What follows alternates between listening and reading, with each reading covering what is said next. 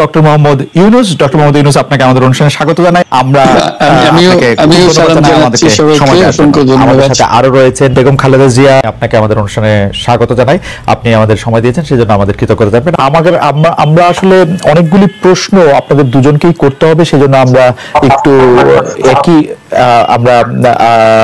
আপনার থেকে একটু টু দা পয়েন্ট এবং যদি কুইক একটু বলেন তাহলে আমাদের জন্য একটু সুবিধা হয়।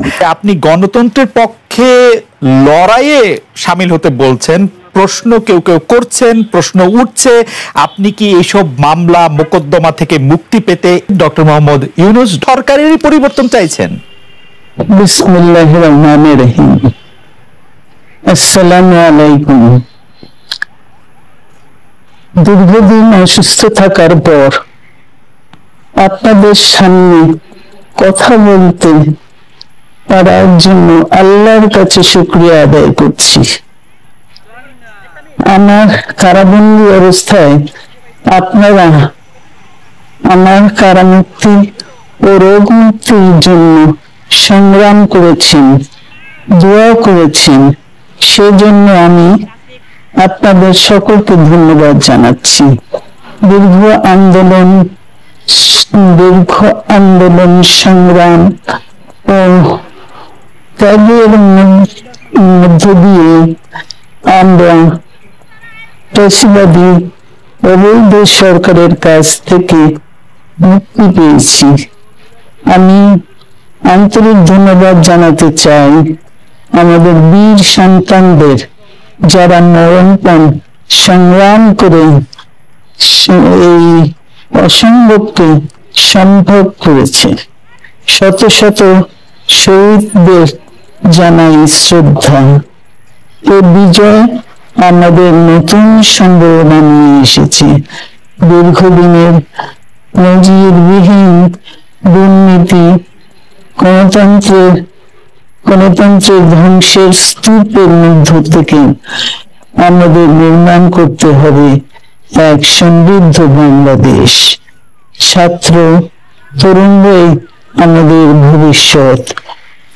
তরুণরা এই যে স্বপ্ন নিয়ে বুকের রক্ত ঢেলে দিয়েছে, সেই স্বপ্ন বাস্তবায়নে করতে মেধা, যোগ্যতা, জ্ঞান ভিত্তিক গণতান্ত্রিক বাংলাদেশ গড়ে তুলতে হবে। শোষণহীন সমৃদ্ধ বাংলাদেশ। সকল ধর্মের গোত্রের অধিকার নিশ্চিত করতে হবে। শান্তি, প্রগতি আর সাম্যের ভিত্তিতে আধুনিক বাংলাদেশ নির্মাণে আসুন আমরা তরুণদের হাত শক্তিশালী করি। ধ্বংস নয়, প্রতিশোধ নয়, প্রতিহিংসা নয়, ভালোবাসা, শান্তি ও জ্ঞান ভিত্তিক সমাজ গড়ে তুলি। কিছু না বলেও আপনি যে দুর্যোগের মধ্যে আছেন, বললে না জানি কি হতো, আপনার মন্তব্য একটু শুনতে চাই। অবস্থাটা হলো, আমি বলছি দেশের কাউকে কিছু বলি এমন কথা তো নয়। বাইরে বিদেশেও যে সবাইকে যে সাদরে নিয়ে আসি তাও না, তাদেরকে অনেক শর্ত দিই আমার এই কথাগুলো লেখার ছাপানোর আগে আমাকে বলতে হবে, যাতে আবার এমন কোনো কথা শব্দ এমন থেকে না যে আমি আর বিপদের সম্মুখীন হবো। আমি শুধু বিপদ থেকে দূরে থাকার জন্য এটা করছি, কারণ আমি চারদিকে বিপদের মধ্যে আছি। আপনি যখন বলছেন যে গণতন্ত্র মানবাধিকারের পক্ষে এক কণ্ঠে কথা বলার আহ্বান আপনি জানাচ্ছেন, আপনার কাছে কি মনে হচ্ছে যে গণতন্ত্র মানবাধিকারের পক্ষে এখন বহু পক্ষ বহু কণ্ঠ, এটা আসলে এক কণ্ঠে কেউ বলতে পারছে না বা সাহস পাচ্ছে না বা বলছে না, এরকম আপনার মনে হচ্ছে কিনা? আমার মনে হচ্ছে তাই, কারণ বলতে পারছে না তো, মুখ খুলে সব গণতন্ত্রের কথা বলতে পারছে না। সেটা বলা, এক বাক্যে বলা, পরিষ্কার কণ্ঠে বলা, এটা আমাদের সবার দায়িত্ব, তো জাতীয় দায়িত্বটা, যে না হলে গণতন্ত্র বলে কিছু থাকবে না আমাদের জন্য, আদৌ গণতন্ত্র বলে কিছু থাকবে না। আপনাকে কি তিনি তার প্রতিদ্বন্দ্বী মনে করেন, নাকি সত্যি তার কাছে এমন কোন তথ্য রয়েছে যে আপনার বিশাল কোন রাজনৈতিক অভিলাষ রয়েছে? আপনি কি রাজনৈতিকভাবে তার প্রতিদ্বন্দ্বী হয়ে উঠছেন বলে তিনি আপনাকে অপছন্দ করছেন, না কি কারণে, আপনার কি মনে হয়? আমার মনে হয় উনি মনে করেন যে আমি দেশের সর্বোচ্চ ডাকু, সন্ত্রাসী, কিংবা আমি অপরাধী, আমি সেরা চোর, এই জাতীয় জিনিস মনে করেন, কাজে সেগুলো ব্যাখ্যা করেন উনি তার মাকে, এমন সব কটু শব্দ ব্যবহার করেন যাতে মনে হয় যে আমার সম্বন্ধে তার ধারণা খুবই খারাপ। আসলে এটা নিয়ে কথা বলাটা একটু বিব্রতকরই, কিন্তু কেউ কেউ এটা বলে থাকেন যে বিশেষ করে যে 2007 সালে যে 111 সরকার আমরা যাকে বলি, তাদের যে বিরাজনীতিকরণের একটি চেষ্টা, সেই চেষ্টার মধ্যে আপনার অংশগ্রহণ আছে কিনা। যদিও বারবার বলা হয় যে আপনি আসলে সেই ক্ষমতাটা দখল করতে চেয়েছিলেন, অথচ আমরা উল্টা শুনেছি, আপনার মুখেও শুনেছি, যারা ওই সময় কৌশলক ছিলেন তাদের মুখেও শুনেছি যে আপনাকে আসলে অফার করা হলো, আপনি সেটি ফিরিয়ে দিয়েছিলেন। কিন্তু কেউ কেউ আবার বলে থাকেন আপনি একটা লম্বা সময়ের জন্য চেয়েছিলেন। এইটি কি একটা কোনো কারণ হতে পারে? এই ব্যাপারটি কি আমাদের দর্শকদের জন্য মানে বা ইয়েদের জন্য একটু আপনি পরিষ্কার করবেন যে আপনি আসলে রাষ্ট্রের সর্বোচ্চ ক্ষমতায় বা রাজনীতির জায়গায়, দেশ পরিচালনায়, সেগুলিতে আপনি আসলে আসতে চেয়েছিলেন কিনা, চান কিনা, বা ওই জায়গা থেকে? যদি চাইতাম খালেদ, যদি চাইতাম, তখন যখন মিলিটারি আমার বাসায় এসে বসে রইল সারা রাত আমাকে রাজি করানোর জন্য, আমি তো লুফে নিতাম। রাজি করানোর জন্য বসে থাকতে হবে কেন? আমি যদি ক্ষমতায় চাইতাম, বলি আর চলেন চলেন, কি করতে, কি কোন জামাটা পড়তে হবে দেখিয়ে দেন, এখনই যাচ্ছি। আমি তো সেটা করিনি, তাদের সঙ্গে তর্ক করেছি, সারা রাত ধরে তর্ক করেছে যে না ভাই আমাকে দিয়েন না, আমি এই কাজের উপযুক্ত না, আপনারা অন্য লক্ষ্য যান। তারা আমার উপরে মন ঠিক করে ফেলেছে আমাকে দিতে হবে। আমি বারে বারে বলতেছি তাদেরকে, তারা নিরাশ হয়ে ফিরে গেল, বললো যে সকালবেলা আবার আসবো, সকালবেলায় আসলে তখন আপনি আমাদেরকে বলেন যে রাজি আছেন। কাজে তা না হলে তো আমি সঙ্গে সঙ্গে রাজি হয়ে যেতাম। খেয়ে ছাড়ে আপনাকে দেশের পুরো সরকারের প্রধান হবার জন্য আহ্বান জানাচ্ছে, বাংলাদেশে এরকম কয়জন মানুষ আছে বলবো যে আমি এই দায়িত্ব গ্রহণ করব না।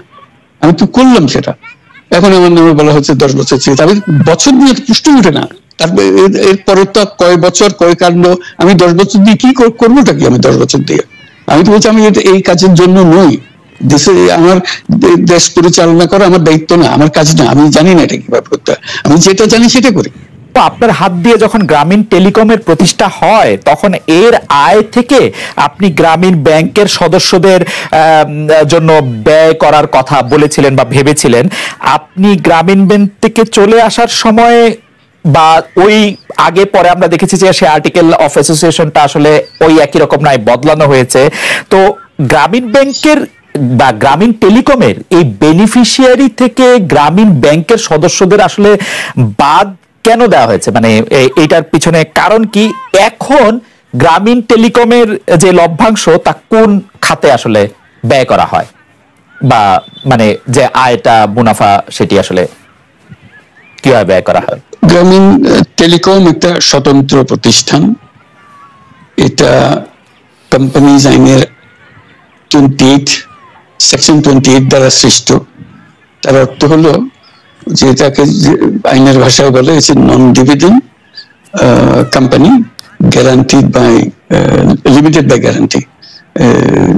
কাজে এটার কোনো মালিক নাই।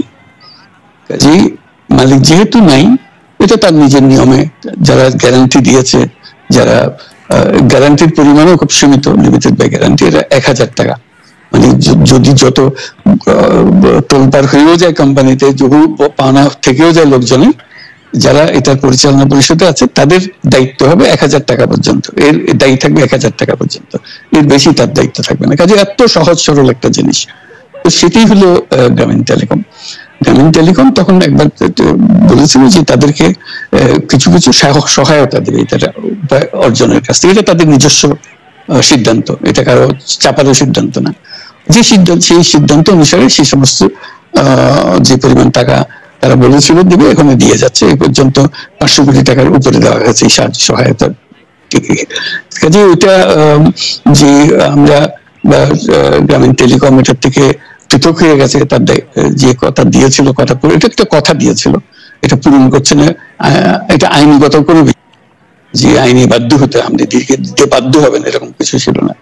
কাজে এই ধরনের বিষয়টা এই টেলিকমের বিষয়ে বলা। গ্রামীণ ব্যাংকের আপনি যখন মানে গ্রামীণ টেলিকমটা আপনি প্রতিষ্ঠা করেন, সেই সময়ে গ্রামীণ টেলিকমের সাথে গ্রামীণ ব্যাংকের সম্পর্কের যে বিধিমালা, সেই বিধি কি আপনি যখন চলে এসেছেন গ্রামীণ ব্যাংক থেকে সেটি পরিবর্তন করা হয়েছিল? তো সেই পরিবর্তনটি মানে পরিবর্তনটির জায়গাটা যদি আমাদের একটু পরিষ্কার করতেন। পরিবর্তন ছিল যে আগে এটা নমিনেট করতে পারতো গ্রামীণ ব্যাংক, চেয়ারম্যান পদের জন্য একজন লোক নমিনেট করতে পারতো।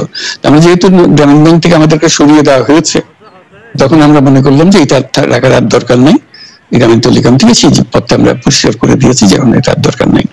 এইটুকু পরিবর্তন হয়েছে। এটি ন্যায়সঙ্গতভাবে পরিবর্তন করার ধারা অনুযায়ী যা যা করতে হয় সেটা করা হয়েছে।